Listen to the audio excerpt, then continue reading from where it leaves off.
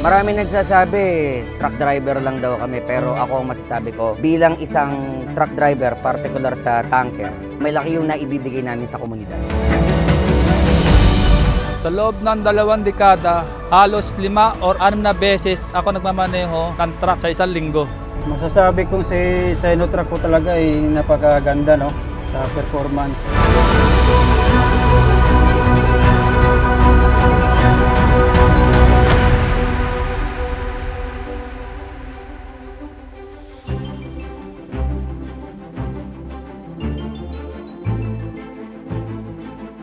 Ang Sinotrack, matibay talaga siya. Alam mo naman, pag Sinotrack matibay talaga. Asahan mo talaga sa kalsada.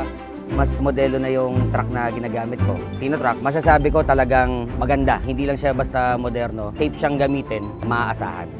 Performance naman talaga yung pag-uusapan natin wala natin masasabi dito kasi alam naman natin na Sinotrack nakatatak na po yan, no? Lalo-lalo dito sa Pilipinas.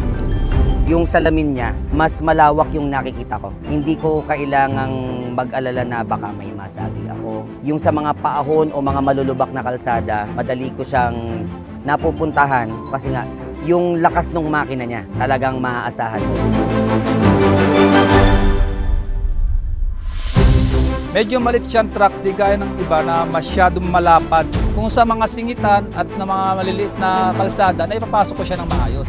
Malaking bagay na bilang isang tanker driver, nakakatulong kami para sa komunidad para malinis yung mga kalsada. Hindi na mahihirapan yung mga taong nasa komunidad para walisin at hawiin lahat yung mga putik o dumi na iniwan ng bagyo.